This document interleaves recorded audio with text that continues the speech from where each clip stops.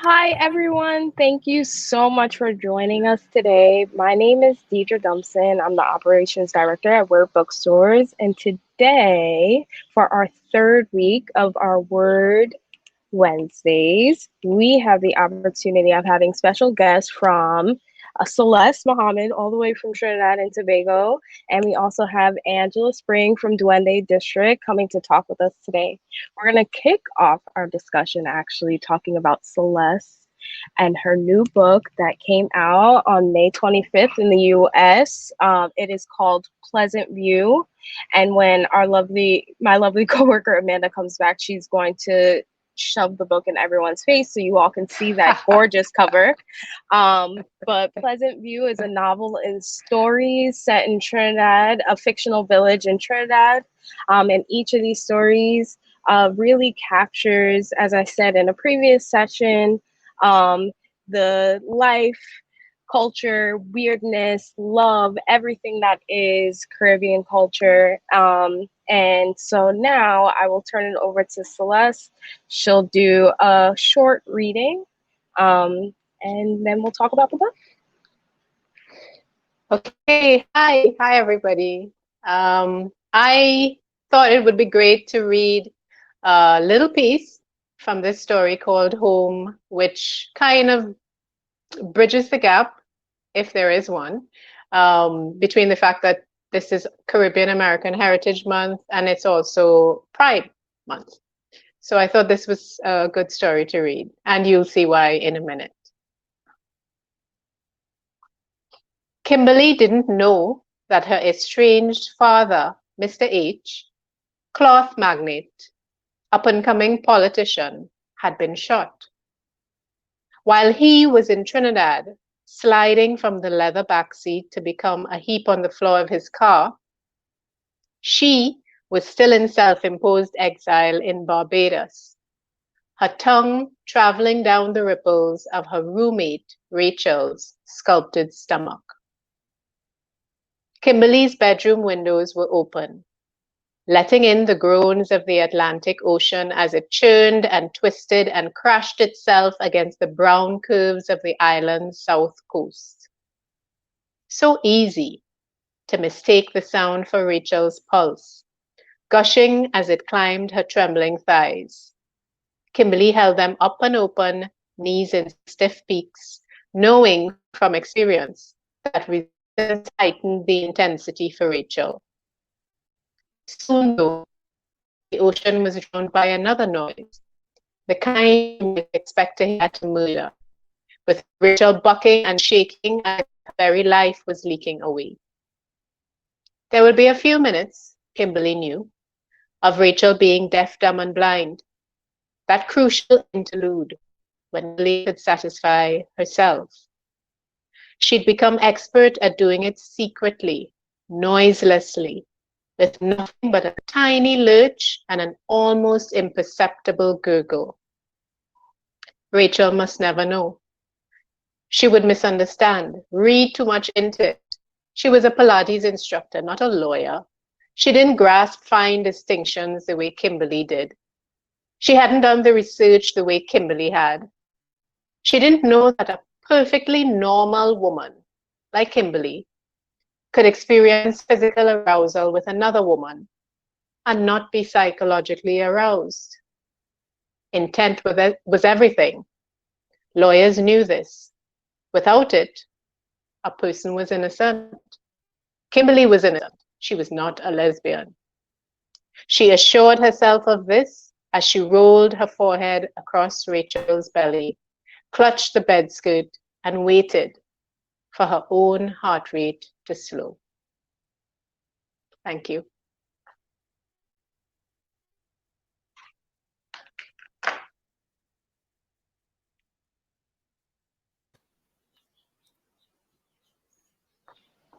Thank you for that reading.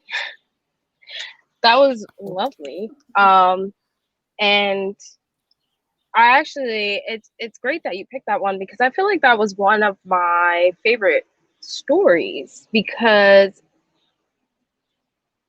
I think the difficulty is something that you have woven throughout the book, is like this kind of dealing with both external and internal conflict, um, Mhm. in a way that isn't simple, right? Like, because Kimberly, she really internalized what her father did to her. Yes. And so I felt like that story was just, I don't want to give anything away, so I'm just gonna say that you did, I think, a fabulous job just articulating the how difficult it is to kind of work through that, um, Yeah. and I think how I the I was lingering effects of it is, no, go. no, I was going to say what you said there about her internalizing what her father did to her, also what he did to other women. I think that's, Yeah, I don't know that he did that much to her per se, but what she saw him do to other women is, I think, the thing that really messed her up, the thing that she has to work through.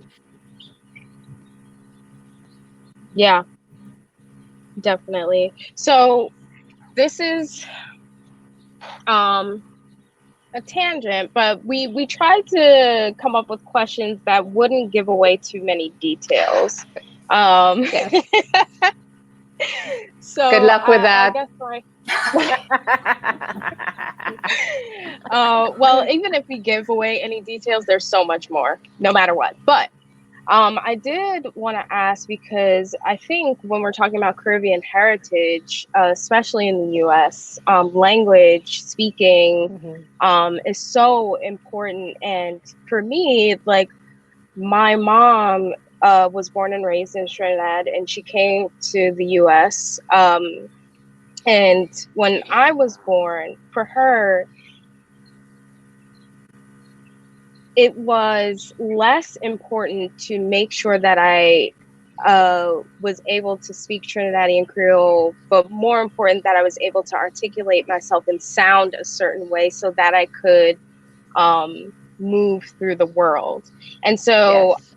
I think as a writer, it's very powerful uh, to incorporate that into your work and not apologize for it, not Mm. explain it, but just put it there. So Mm. I wanted to ask whether or not you felt like it was a challenge. Were there any, I guess, fears that you had to work through as you were incorporating Trinidadian Creole, or as some people would call patois, in the book? Mm. Yes. I'm so glad you said what you just said about your mom, because it means you understand what I'm about to say. I I grew up at a time when it was not allowed in my home, to speak Creole, patois. It just wasn't allowed, and my home wasn't the only one like this. It was just frowned upon, that you should speak that way.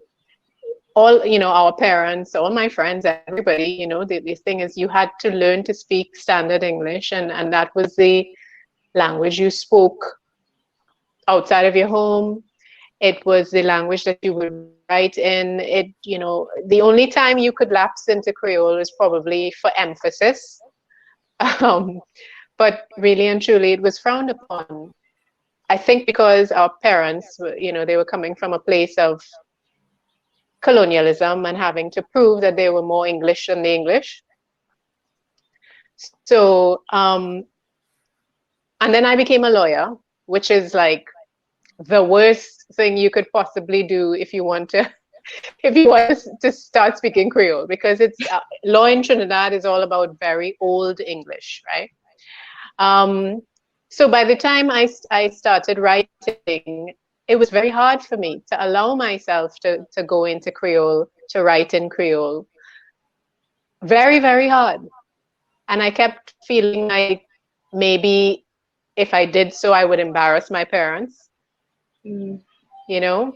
I kept feeling like, who would want to read this? Who would be my audience? you know. So it was very real struggle for me. But the stories themselves, the characters, they were like, they refused to cooperate in standard English. I had to go there. And one of my teachers at Leslie University was like, do it, do it, you know, just jump in, do it, go whole hog on the story. And I did, and I realized that that has to be the way. That had to be the way for me to really get these stories across. Yeah. Well, thank you for pushing through that. I know that's not easy, but I will say that I absolutely feel that is worth it.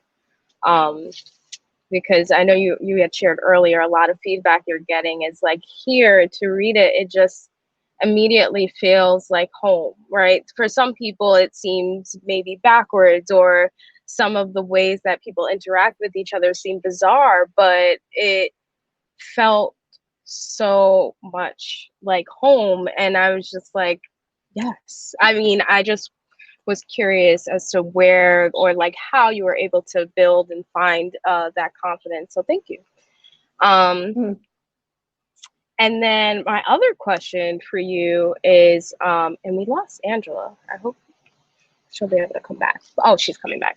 My other question for you was, when when did this book first come to you? Did you, as you were writing the stories, because of course, when a book is that good, I start doing research. So I saw that like you had released these stories separately over time. Mm. And so did you write these stories with the intention of eventually having a finished novel? Is Mm. that what you envisioned? Or um, were you hoping it was just going to be a short story collection? Were these all originally in Pleasantview?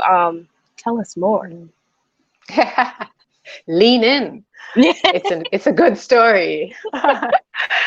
um, yeah, I'm about to disappoint you because no, I didn't plan this to be the way from the start. I didn't plan it like this. What had happened was, like I said, at doing the MFA program, you have to submit a thesis. So 6 of the stories formed my thesis. And after I submitted it, and so my advisor was like, well, this is really good. This might actually be a book. I was like, really? Okay, well, that's nice to know. So I continued working on the stories for a bit, trying to create the kind of short story collection that I would want to read, because it was hard for me to read collections where the stories weren't linked and where I didn't feel satisfied at the end. That was hard for me to read, so I wanted to create something different. And so for a good while, it was just 6 stories. And then my agent, at her recommendation, I don't know if she's out there, but I just want to say a Trinidadian hello, big up yourself, Jen Carlson. Um, she she she said, this is good, but it's not complete. And so I went back and I added 3 more stories over the course of 3 years or so. And yes, one by one they started being published in journals, but not all of them were published. So there are some surprises in there for anybody who was reading me before. Thank you. Yeah, that's I like to hear about the writing process. I feel like it's different for Yeah, everyone. And yeah. so uh and to know that it took time and encouragement from other folks. Actually, let me share with you something. I happen to have it right here on my desk. I hope I can find it quickly enough to show you. I showed somebody else recently, and they were quite blown away to see how very simply Pleasantview started. It started like just some scribbles in a notebook. I was trying to make sense of my thesis. So yeah, we can chat. In the meantime, I'll try to find it to show you. Oh, yay. Oh yeah, here it is. This is how Pleasantview started. Oh my gosh. Because like I had these 6 stories, and I was like, let me connect them. And you did it. You did it. Yeah. And it doesn't feel forced at all. Like it just is so effortless. And I know people have their feelings about short stories because they're like, but I want the full story. But Yeah. I don't know. I like when there's room to like imagine, what do you think Hmm. happened? Like where do you think these characters went based off of what you gave us? And I just Yes. think you did that so perfectly. So thank you. Thank you very much. Thank you. Oh, oh, Amanda, are you gonna say something? Ah, sorry, I can't see. Oh, No, I just wanted to say I just started reading the book.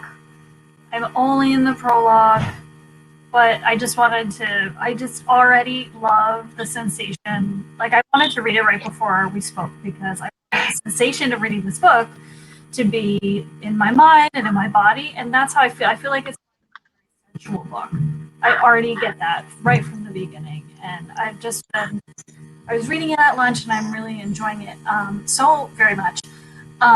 But I was curious to know, you talked about it being, you were writing short stories for your MFA, and we were talking about short stories. Did you ever have a thought that like you really felt attached to a character or a storyline that you were like, maybe I'm going to try and make this into a longer, or did you know you wanted to work in the short story form Well, when you were? I went into the MFA program with a novel, with a draft novel, and I had intended to work on that actually, but my mentors said they felt that I could do with a little polishing up. I probably needed to practice a bit before tackling a novel, so they suggested that I work with short stories. So that's how I came to work with short stories. And once I started connecting the stories and sort of getting deeper into Pleasantview, yes, I fell in love with Miss Ivy. yeah. You will meet Miss Ivy in the next story, I think, or maybe the third story.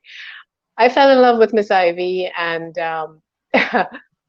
maybe I could have done things differently, but she's the one that I kind of ended up hinging many things on because I liked her so much. So the book goes in a particular direction and certain things happen involving her just because I wanted her to stick around. I loved it. I loved Miss Ivy so much. So I'm glad. And I hope if you ever think to branch a novel off, Yeah. just tell us Miss Ivy's story. Oh yeah, in the Yes. same universe. Oh my gosh, I'm looking forward to it. Very much looking forward to it. Um, okay. So we were gonna follow this up with talking about more widely Caribbean reads and Pride reads. But before we do that, I just want to say thank you again, Celeste, for coming and spending time with us and reading some of your book and answering some of our questions.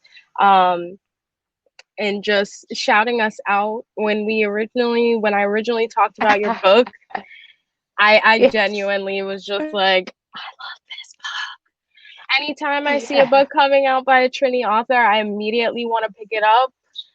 But you did not disappoint. And I saw actually on social media somewhere that like somebody was like, Trinidadian authors just always know the assignment and they always do it well. And I'm like, you know what? I support that We bring statement. it. We bring it. We Yes, bring it. yes. I love Ingrid Prasad. I love Claire Adams. I love Now You.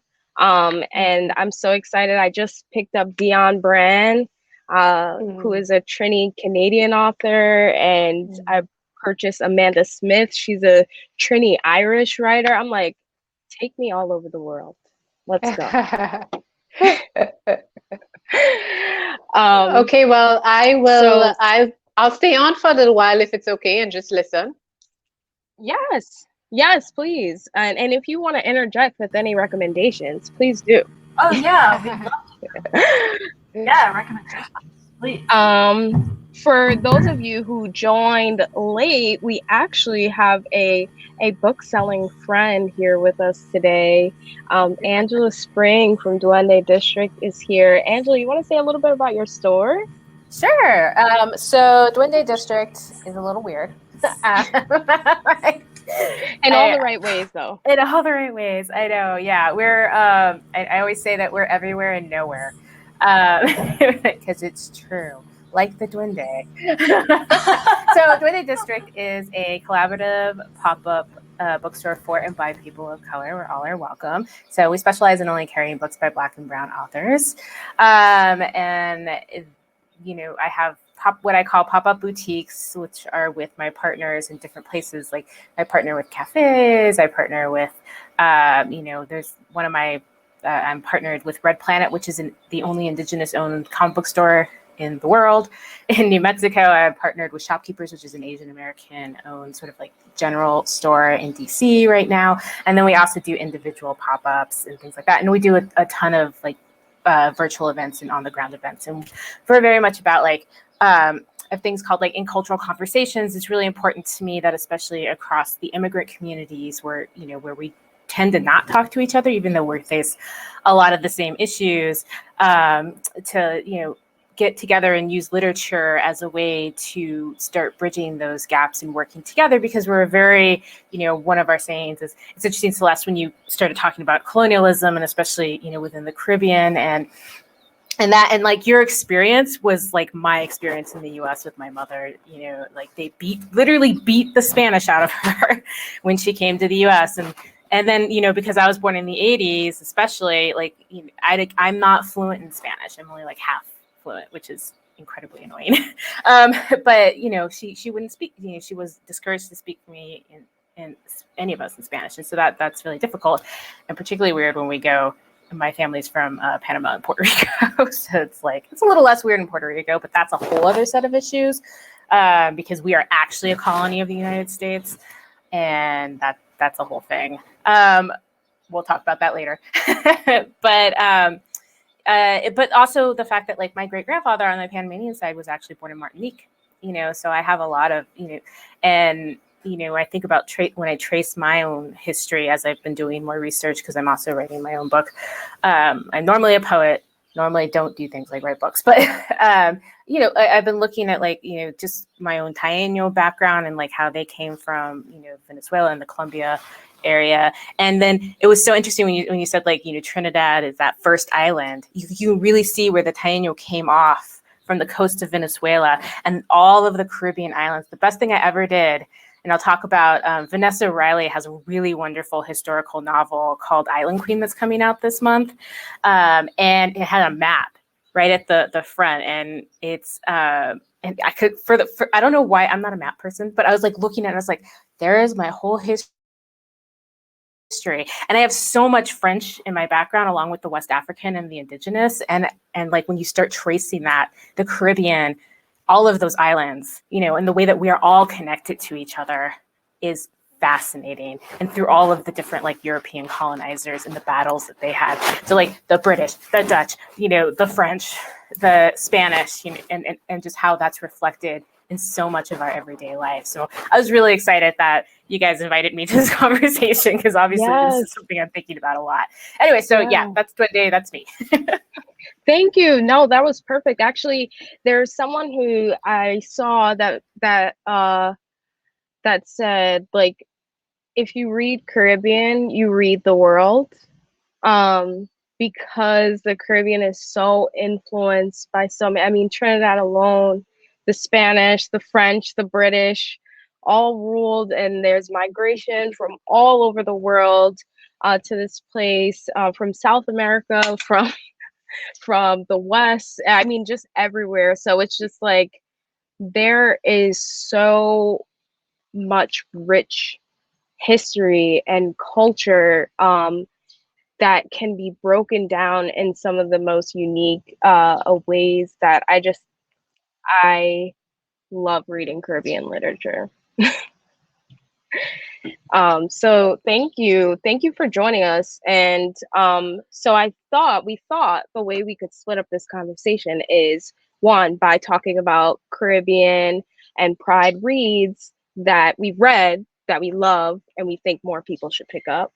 And then we'll talk about reads that we are looking forward to getting to, because I know us booksellers take it very personally and do not like to really recommend something that we haven't read yet. But we're going to put ourselves out there and try it.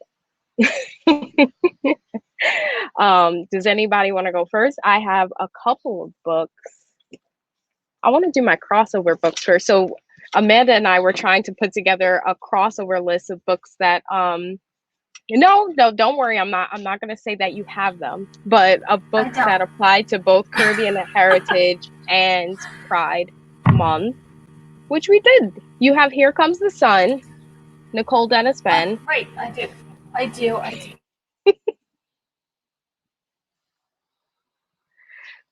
Oh, hold on, you're muted. I just unmuted you. I'm here. Okay. Oh my gosh, Here Comes the Sun is Nicole Dennis Benn's debut. She is a Jamaican author who currently lives in Brooklyn, but this novel is actually about Does she live in Brooklyn? She does. She does. She does live in Brooklyn. Yeah, I think she actually. She should come to the store. Nicole Dennis Benn. Come to word.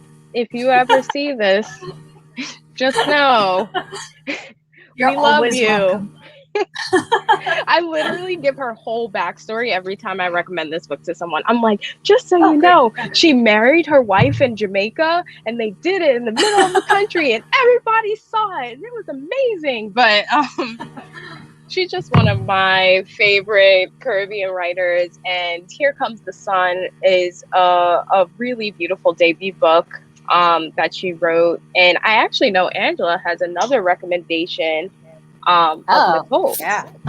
Well, I picked Patsy, but it's also just like I have a list of a lot of author. This was just like literally what was on my shelf, and I was like, Patsy. She's also like, she's the kindest, most wonderful person too. Like, I think this might be. Oh yeah, it is signed to me. Yeah, I met her at a Winter Institute, but she's a gorgeous writer. I mean, like, everything applies. I like this one because, it really delves into the relationship that we have as immigrants and like the state. I feel like a lot, Celeste, she also touches on a lot of the same sort of those taboo subjects, teaching of pride and like our own gender identities and sexual identities and just how repressed we are through the colonial patriarchy. And, how, those who buck that trend, who go and, decide to do something different, the stigma and shame that we have in our families. And I feel like she just really writes beautifully about that. Yeah. So. Ooh. I couldn't not talk about Audre Lorde. Nice. I'm biased. That was on my list too. I'm biased, but Audre Lorde, her mother is from the Caribbean. I think her mother's Grenadian, and then I know she's Grenadian and from her parents are Barbados and Grenadian. Yes. So okay, so maybe all around, but this is her like biomythography Zami, which is actually a word used in Carousel. And it's like women who love women, but really women working in community together. And so I don't think you should ever let any month go by without reading something by Audre Lorde, but this is my recommendation for this month. Audre Lorde is queen. Like, is queen. And it's interesting being in this weird moment where it's like more people are talking about Audre Lorde, but it's like weird quotes on Instagram and stuff, and it's like, no, read the books, read the essays. I promise you will never be the same person again. Like, I sobbed to myself when I read Sister Outsider the first time, and then I sobbed in class publicly with my other classmates. It was great. We cried together as we were discussing Audre Lorde. So she is powerful. That's beautiful. I love that. Amanda, I know you got other books. Am I? Ooh. Deidre, am I holding this up Love for you? After Love. Are we doing this? Should be coming out in paperback soon. Ingrid Prasad, another Trini author, similar to Celeste, she Deidre recommends. is a lawyer turned author, which is, there's something to that. Sarah Collins, who is in the UK, she wrote The Confessions of Franny Langton, which I should have totally included that here. Sorry. No, it's okay. The Confessions of Franny Langton starts in Jamaica and then moves over to the UK. So that's another one. And the main character, Franny, is like possibly in a romantic relationship with her mistress. Yeah. So anyway, not what we're talking about here. I like it. But Love After Love, also just a beautiful story, similar to Patsy actually, where it's like partially set in Trinidad, partially set in New York City, talking about the immigrant experience. But one of the main characters in Love After Love is a gay man, and he's almost like taken for granted throughout the book and kind of like almost a placeholder until people realize kind of the central role he plays in everybody's life. He is one of my favorite characters, but Love After Love. I'll tell you, I'll follow that up with Yes. Adriana Herrera from the Dominican. She's Dominican. With her, and she's a romance writer, and I love her. She's the best. But this is Mangoes and Mistletoe, which is just this beautiful little romance novella. But it's okay. So it's not only that, it's like two. So the protagonist is Latina, which is awesome, and she's a cook and a chef, and she gets this thing, this like. She's able to go run a restaurant in Scotland, which I'm just like, yeah. And then she falls in love with this other woman, and it's just like I love her. So love. I love Adriana Herrera, but also like it's a holiday one, but it's like I'm still obsessed with it, and I'm just like, get down. It's a little steamy, just like That sounds right up my steamy alley. in Scotland. Steamy in Scotland with That food. sounds like has every element that I am looking for. Just so you guys know, That's my first person I befriended when I came to New York City as a young 20-something-year-old was Amanda. oh my gosh. I know, right, babe? We go way back. I yes, me too. Our hubbies are That's so true. I think friends. you loaned me a book that I still have that I need to mail to you. I think you loaned me Milk, and I still. I'll be in New York in October. We'll meet up. Oh, good. Yeah, Christine Hey. knows. I'll just hop on whatever Christine is doing. Get back to this. Awesome. Like, yes, Sonita, you're here. I'm October. I was gonna text you. I'll be here in October. Yes, I see in the chat. I'm looking at the chat. That's awesome. You're going to be here in October. Oh my gosh, this is amazing. I love it. I feel like I'm definitely less prepared than you guys with the crossover books, because mine are sort of divided. That's okay. That's okay. You know what you could do is hold up two at once and say, this one's for Caribbean Heritage Month, this one's for Pride. Here we go. Sure. Okay. But I have to say a number of the books that I've read, I don't know, man, are books that either two are books that my daughter really loved. They're two. One is a young, one's a middle grade, and one is one I want to read. I know we're not doing like anticipated reads for later, but anyway. So one I chose. Okay, I'm just gonna say I just don't know if I did the assignment correctly. Okay, I chose it. Yeah. You're fine. I actually left the book, so while you talk about that, I'll be right back.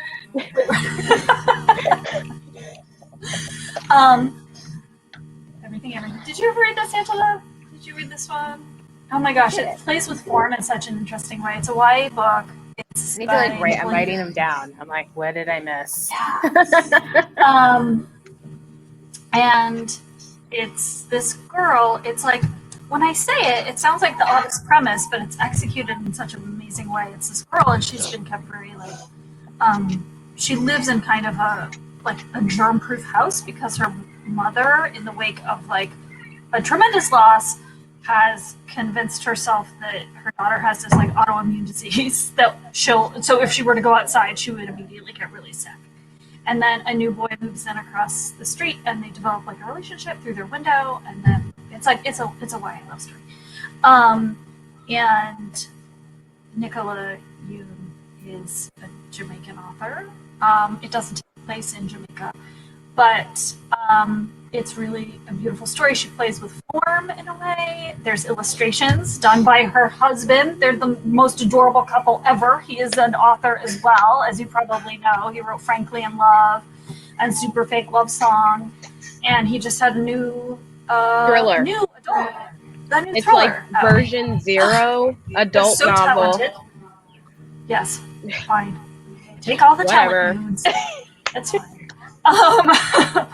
They're just one of those couples. Anyway, I just love this book a lot. And she has a new book out called Instructions for Dancing, which I haven't read, but which I'm dying to read. It takes place like in the world of ballroom dancing. That one's on my list. It's definitely on my list. Instructions for I've heard good things about it. Yes. I'm really looking forward to reading it. And then I guess for my pride, everybody's reading it. One Last Stop. By Casey McQuiston.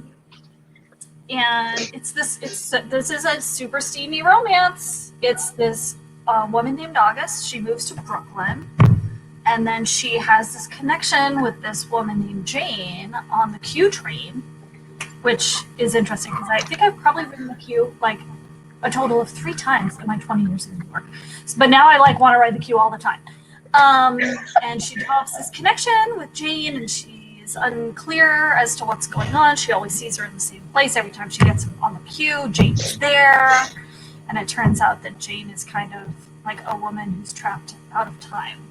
Through some kind of forces, she's like tethered to the Q train in a way. So it's a love story. It's a nice kind of steamy romance that I enjoyed. And it's kind of fun to be reading a book that like everyone's reading. That doesn't usually happen to me. I'm gonna milk this for all it's worth. Yeah, read One Last Stop. It's good. I'm part of the zeitgeist. It's great. The books that my daughter recommends. This one is called Your Heart, My Sky by Margarita Engel.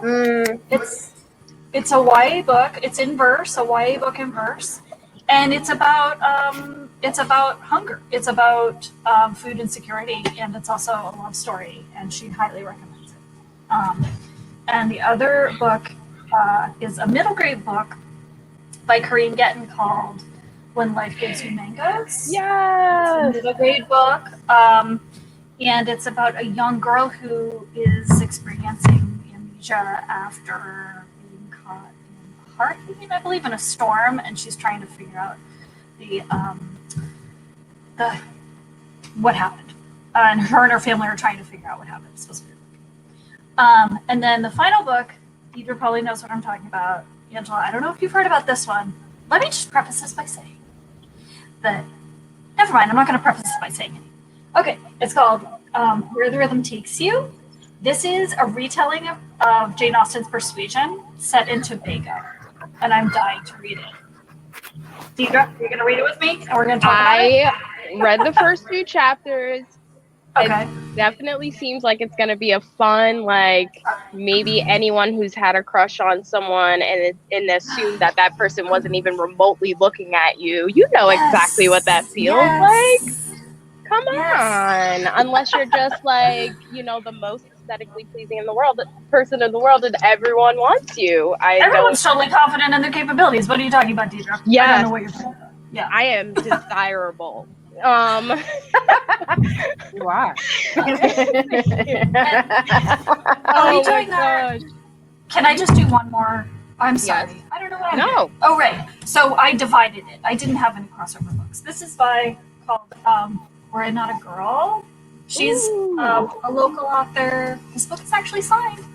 And I mean, the illustrator is a local illustrator. And it's about Dr. James Berry, who started his life as a woman in England and then wanted to go to medical school, but women were not allowed to go to medical school at the time, in the late 1700s or 1800s. And so in order to go to medical school, disguised herself as a man, and then lived the rest of her life until the age of 76 as a man, traveled around the world, became like a surgeon in the military. And it's a great story. The illustrations are beautiful.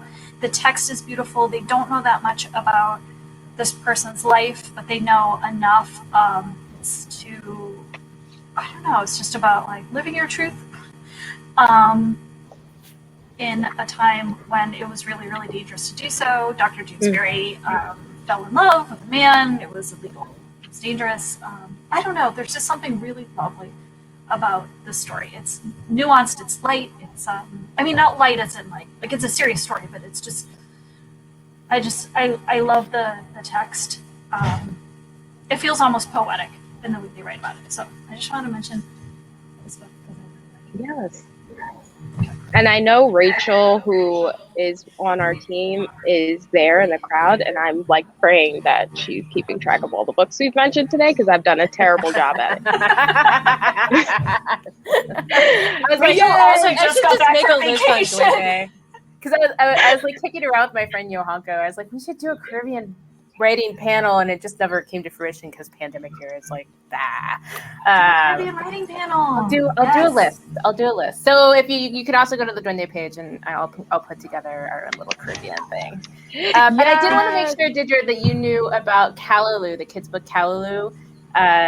Who Marjorie, yeah, I love her. She's DC, and like she's been a huge supporter of Duende since the beginning. So everybody should know about Callaloo. That whole and the Callaloo team, they're the best. They're the best. They've done events with us. They have their puppets. They do, and Marjorie is just so talented. She does like one woman plays. She's got like the whole Kennedy Foundation, which funds girls for arts and stuff. Ooh. Is really wonderful. And I'm sorry I don't have a copy of that on me, like somewhere in a pop-up in DC. Yeah, but she did get that it on the list. And speaking of her, because I'm bumping it, and so she also did a crossover. In Spanish and English, which was like the character and the Callaloo character with Puerto Rico. So I'm gonna take us. I know it's so cool. I love it. You should check everything out. So I'm gonna take us to my beloved land, Puerto Rico. Please. Just very quickly. So I only have the e-copy, but I would be so remiss to not just gush all over a particular poet who I adore, and who is also, I think he's trans. Yeah, I'm pretty sure he's trans. But Raquel Salas Rivera, this is his latest chapbook, a poetry chapbook. This is While They Sleep, Under the Bed is Another Country, which is extremely powerful. Ooh. And I'm not going to go too much into it because anytime I talk about Hurricane Maria, I start to cry. But literally the first page is, I know Sarita, I'm sorry, we're going to cry together. I'm going, because it's literally like that. Do you see that? That's how many people died. And it starts there, and it's done in these really he does a lot of experimental, he's amazing. And anything that he has, Tertiary is brilliant. I think, I don't think it was Tertiary that wound up on the long list for the National Book Award, but one of his books did. And it's done in, I'm going to literally show you. I'm sorry, this is so small, but it's so at the top you see the English, and it's like this, and then at the bottom in the Spanish is all the footnotes, and it's really just this brilliant play of all of the things that were said about Puerto Rico and Maria obviously during the Trump administration, just it was awful, and then underneath the reality of what it was to be on the island, and and still is. And so it's just, again, anything by Raquel is fantastic, but I'm sold. Yeah, so there, and then I'll take you to, and I know Sarita can definitely talk more about this, but of course you cannot. Jaquira Diaz's Ordinary Girls. It's a memoir of growing up in Puerto Rico and Miami and being, queer, and like it's just a brilliant, powerful memoir. And you guys have read it. Have you read? There's no way you haven't read it. Have you not read it? I have not read it. I need to get it. You should read it. I haven't, but I will now. One of our former booksellers, Tiff, who is Puerto Rican, she read it and she was like, "You need to read this book." Yes. So, absolutely. Another reminder. Power. Ooh. All right. So my beloved Puerto Rico. I don't want to put Angela on the spot, but I just realized we should have had you read. Yeah. You're a bookseller and a poet. No? Like, you want to read my depressing Puerto Rico poems. Yeah, it's not that kind of. Hey, that'd be amazing. Okay, next time, Angela. That's fine. Next time. We'll give you a little... Okay, fine. Yes. But you have to promise me wine. Oh, yeah. Okay, sure. Wait, what? I will only read my poetry if I have wine. We can do that. We can totally do that. I think there's a can of wine in the refrigerator. There you go. Right now. Yeah. And I've had this like bottle of rum that I bought to like celebrate us being vaccinated. And so like I've just been like trying to find moments to bring it back and be like, hey, we need to celebrate this. Pour that rum. We do it. Yeah. We should do it in October. Yes. Angel's gonna be here in October. We're gonna do a toast when you come. Okay. I will come and party with the word crew. Sarita, we're gonna party with the word crew, Sarita. Oh my god! Wait, Jakira has a YA series coming out. Oh my god, that's awesome! Oh, really? Very exciting. I'm glad no one heard that very and loud Rachel's coming too. boom.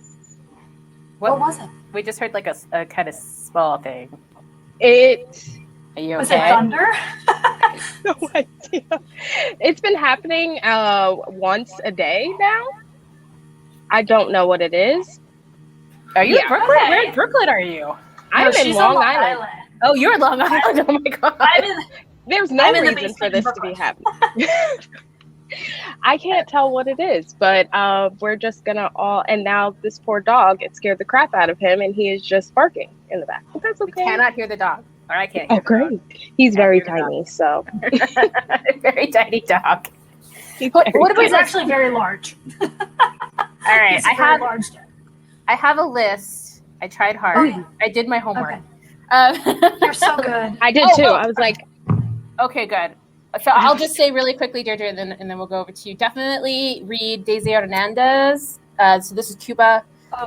She's Cuban and Colombian. So like me, two great tastes that taste great together. Because I'm Puerto Rican Panamanian. But her memoir, A Cup of Water Under My Bed, is brilliant. And then she's also queer and is just amazing. So, okay. I wanted to make sure I got that one in there. And on to you.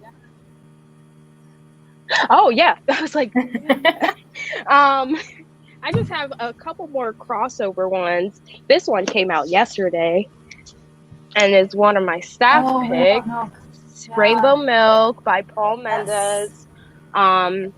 It is a coming-of-age story, semi-autobiographical, and it's about this young boy, Jesse. Well, it's two things. The prologue is actually this ex-boxer who's a part of the Windrush generation from Jamaica to the UK, when the Queen was telling everyone to come home. And then the rest of the story actually jumps forward to 2001 and tells the story of Jesse McCarthy, who is a 19-year-old boy who recently escaped from his family, which is a part of a Jehovah's Witness community.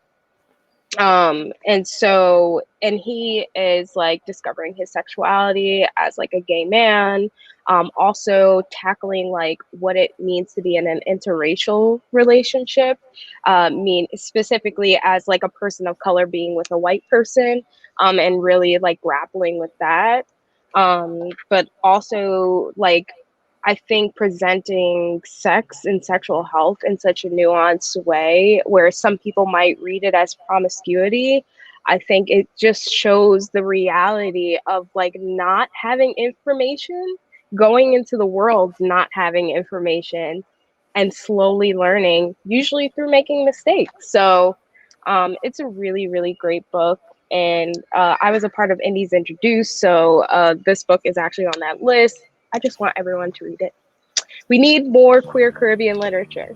Deidre, I have to say, having heard him read that excerpt on the panel yesterday, I never listened to audiobooks, but please tell me, did he say he was doing his own audio? He was recording his own audiobook? Because he has to. He has a because he is an audiobook narrator, like professionally, before he wrote this book. So, and then he read it out loud and everybody was like, it's like, I know, it was just amazing. Oh, Angela, it was just like, that sounds awesome.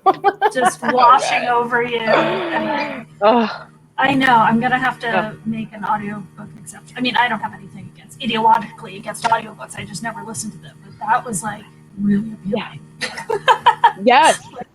Yeah. And then I'll follow that up actually with an old school author, Nalo Hopkinson, who is a like sci-fi speculative fiction writer. She talks a lot about being queer and from the Caribbean. And so this isn't, I don't believe the characters, I haven't read this one, but I don't believe the characters are queer, but Nalo Hopkinson is a queer writer, and that's always important. And then my last crossover is another one that came out earlier this year, Mouths of Rain, an anthology of Black lesbian thought. Brianna Simone Jones is Jamaican. I think you get the pride relation.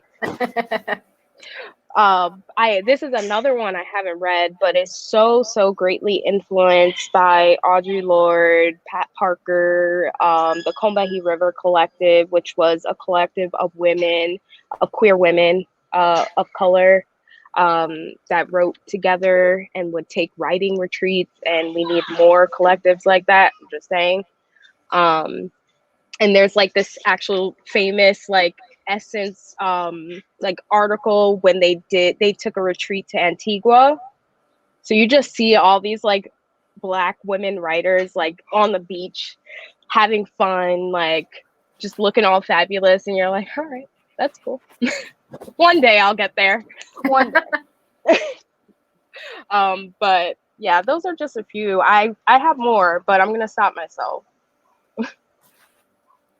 It's like the bookseller creed, don't go too far, just far enough. Oh my gosh, I know. It's like you hand a stack of like 10 books. You're like, but you know, I'm just going to leave you for a minute. You retreat back to the register. Let me suit you. Don't worry, you totally go back to the drawing board. Yeah. And then it's like, oh wait, actually, there's one more that I really think you should look at. Yeah, I forgot that we had that. I'm just gonna put that on your just this one. I think that I've actually called customers after they left the store. Like if I knew them, I think I probably called them when I like thought of a book, or if I knew that there was a book at the edge of my mind, but I couldn't remember what it was, and then they leave, and do you remember it? And then I think I called them. I'm like, hello. It's a stalker-esque, but I just wanted you to know I remember them. Yeah. I was thinking of you specifically. And I think you need to read this book right now. I think about you a lot, and this book. I haven't done that far yet. Yeah, I haven't done that far yet. It's only in the immediate, right? You know, in a way, we are matchmakers. Oh my gosh, that's my dream. It is my dream. Yes, we are. Yes, we bring beauty to people, and we create love. Yes. I think some people are like shocked at first when I start asking them very intimate questions where I'm like, okay, so what are you looking for right now? Do you want to feel like hugged by the book? or do you want to like cry and throw it away, or like what do you want? And they're like, I didn't really think that far. And I'm like, think about it. Yeah. I think me your therapist right now. Booksellers, if we were a dating app, I think we would not be Tinder. There'd be no swiping. I think we'd be like, I mean, just like ridiculously agenda, like I don't know what we'd be. eHarmony's got a religious bit, but like kind of just like Right. Like we're gonna find your book soulmates. Yeah, all of them, because you don't just have one. Oh my gosh, but I'm actually speaking literally. Like, I actually do want us, and I know this is like bananas, and who would do it, right? In the age of like whatever technology and dating. But I have this dream of having like a bulletin board with like misconnections, and then having like bookstore misconnections. It's like people have a conversation, but then they leave, or they're too shy to like whatever, and then we bring them together on our bookstore bulletin board. Oh my gosh, I know. I'm like Emma. But yes, I know. Or we should do what we could do, if not the misconnection, we could do like a literary speed dating where we like make someone fill out a form based just bookish questions here, because we can tell a lot about what you read, about you based off of what you read. And are you and looking then for like a plot-based narrative? Are you looking for character? Do you read with intent, or are you one of those people that feel like that's not necessary? It's important that you really give them that look as you're like, so do you read with intent? Just like right there. Tell me, come closer. Come closer. I know. Tell me everything. What are your hobbies? Outside of like, reading. as a children's bookseller, like that is like the number one. Like they're like, I'm looking for a book for my 12-year-old who doesn't read. I'm like, well, what do they like to do? They really what like do they do soccer. with their spare time? They like soccer. They're like, it gets a little weird. It definitely does. It's even better when people are like, I have no idea, and I'm like, I love that. That's so good. Have you guys ever just like recommended a book so enthusiastically that the person standing next to the customer you were recommending the book to turns and grabs the book and goes, well, I guess I'm getting this. And Octavia Butler. I feel like that's for sure happened with you. And Octavia Butler. I would like to believe that happened with me in Pond, but I'm not sure since I'm trying to. Are you also a huge Pond fan? Because I'm obsessed. Are you kidding me? Louise Bennett. Oh my god! Oh my god! Angela. Oh my gosh! Amanda, you have to read then, and I can only talk about this here because these are white authors, but they're Irish authors. Ghost in the Throat. Have you I can't wait read to read it. I have a copy of it. It is weird as hell, just like Pond. Totally different, but just like Pond. Really? Okay. I have Ghost in the Throat. I have a copy of it, and I am looking forward to reading it. I haven't read it yet, but now I'm going to. It's just moved right up to the top. Yeah, just stick that up. If you're obsessed with Pond, then like just throw that on up there. Throw it on up there. I am totally tell Hannah about that. Can I just go like really micro for a minute? There's one image in Pond that I think about like once a month, where she's sitting in the bathtub and the window's open and she's listening to this rage around in the mountains, and then a leaf blows in and falls into the bath with her. Oh my god. I don't know why. There's something about that. It just like that, and that other story where she discovers that she needs to be drunk every time that she's had sex with them. Do you know what I'm talking about? Like there's that story. You need to read this book. It's not like anything else you've ever read. It's so weird and it's hilarious. Like she's really funny. Good. Okay. Like really. Oh no, not Ghost in the Throat. That lady's not funny. No. She's Claire Louise Bennett. Claire Louise Bennett is funny. Claire Louise Bennett is really that chick is crazy. She's like, just so you guys know, we're talking about these are Irish authors, so technically Ireland is not in the Caribbean, but it is an island. That's right. And it was a colony? And it was super colonized. Super colonized. They had major issues with the British coming up because of them leaving. Because of Brexit. Yeah, for sure. Anyway, whatever. Claire Louise Bennett, weird, funny. But really funny. Really funny. The other, I think her name is also Deirdre. The Ghost and the Hurt Lady. Not funny. She needs to stop having kids, but really fascinating. The whole book is like super fascinating.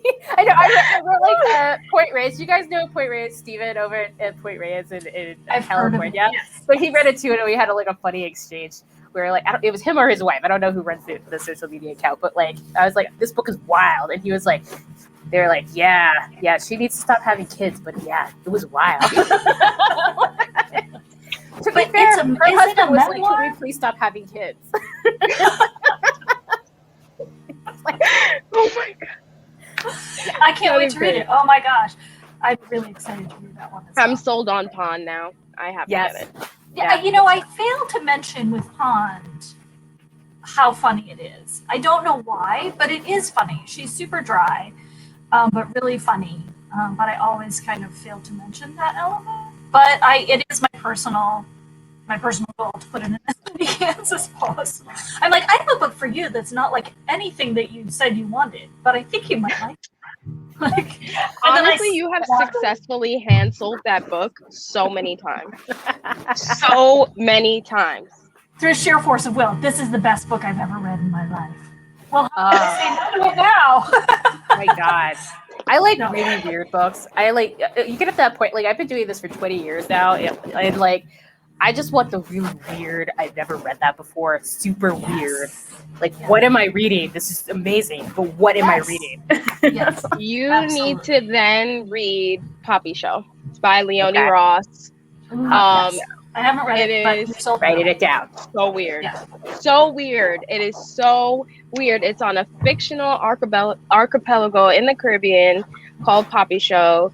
And it's literally everyone born on Poppy Show has cores, meaning magic. But their cores could range from like mind reading and being able to move objects to just like simply having extra taste buds. So your experience of eating is unlike anyone else's. Yeah.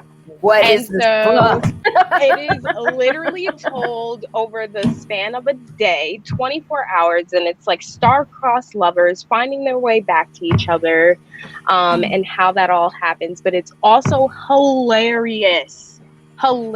Like, oh my God, I've cackled out loud several times. And if you like audiobooks, she reads the audiobook, and she did a wonderful job. Her voice is so sensual, and the book is so sensual. It's just, read it. All right, this is going to the top of my list. Yeah, top of my list. Thank you and for tell me what you understanding think. my weirdness. Sometimes it's a little booksellers. Hand selling to other booksellers is one of my favorite tropes. Absolutely. As I told you, Amanda and I just go back and forth. You know what book I didn't mention that I feel like I should mention that has become kind of a store-wide read? Not really. It's like three of us. Is I, Tituba, Black Witch of Salem by Maurice Connell. Oh, I have a story about Tituba. Oh, I do, because I need to read that too. But also, here's the thing about Tituba, and I'm writing about this. So weird that you brought this up. I know, right? Okay. So Tituba is from Venezuela. And she was taken. So think about what I was talking about, like the Taino. She's Taino. Yeah, so she's from the Locono, who are the original people where the Taino came from. So when we were talking Celeste with the map, right, with the Colombia, Venezuela area, where the indigenous peoples were originally the Locono, Tituba was Locono. And then she was stolen. I'm assuming she was stolen. Hopefully her people didn't sell her. And was taken to Barbados. And that's why she's, like, regardless, I mean, obviously she was very dark, but that's where the, like, that started. And then Samuel Parrish bought her and took her to Salem. Now, the other thing about Tituba is that she is one of the only original ones who was able to survive. And she did it through her magnificent storytelling, where, of course, she incriminated all of these people who, like, totally deserved it, honestly. Like, they were enslaved her, and they beat her, and they're like, whatever. And then she like disappears, and I'm just like fascinated with that, because I'm like, oh my God, she's an ancestor. She's our ancestor, and thinking about that, and then the other aspect was the Salem thing, is because I was also, you guys, I'm just like doing all this witchcraft, like witch hunt, like. I can't believe we're right into this now. But but yes, the I Tituba, people should definitely read that 100%. And then also you should read what I'm writing. But like, do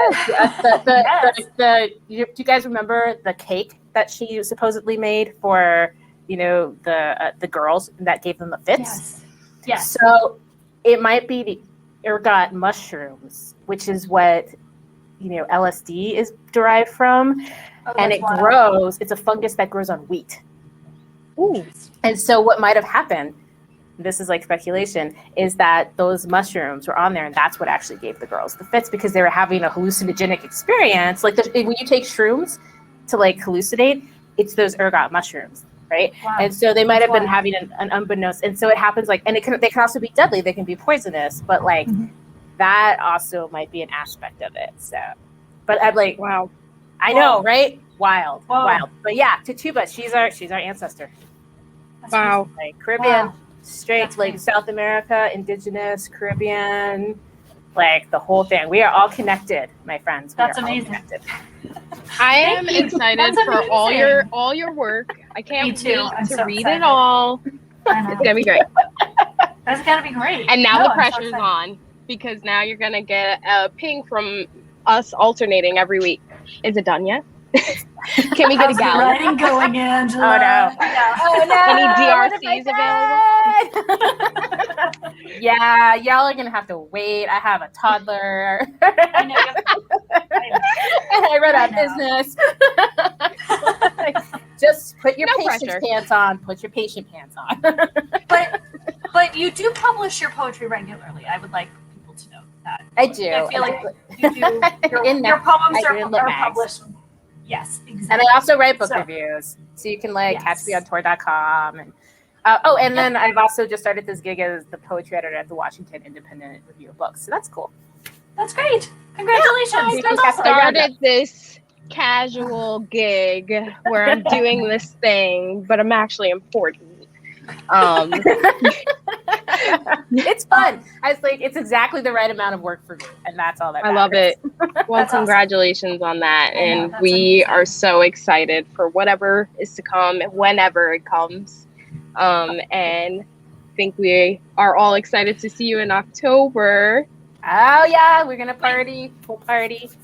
Can I mean, not to bring the boys into it, but is your husband coming with you, or is he staying with the baby? And alas, he's so not. I can tell my husband. I know. We haven't seen you guys in so long. I'm actually coming.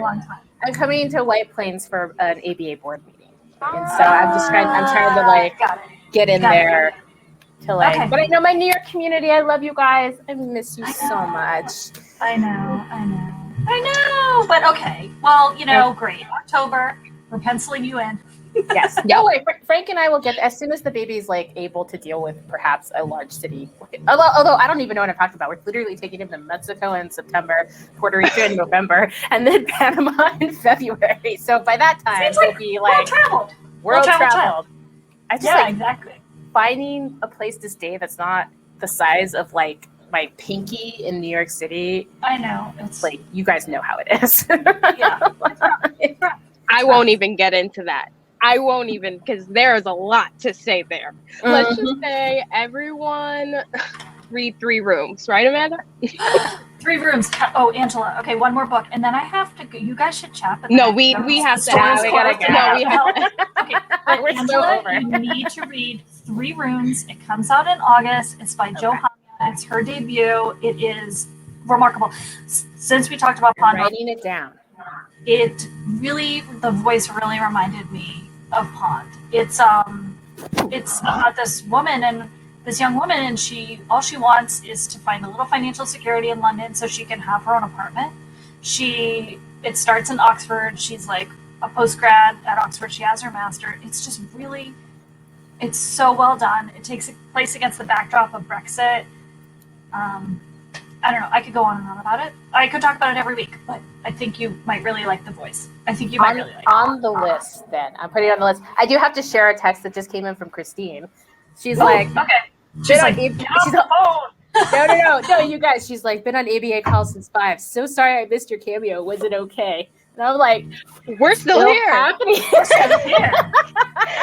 We don't know how to abide by rules. We do what we want. That's right. No rules. Decolonize your event. That's right. Oh this my is wonderful. God. Thank you guys so much. Yeah. Thank you so much for coming. We'll definitely have a list of all the books we talked about up. And I know Celeste had to go, but thank you to her for coming and talking about her book. Everyone go and buy it. Buy all the things. Yes. And read forever. Read more books. Yes. Read more books. All right. Okay. Love to you all. Bye. Bye.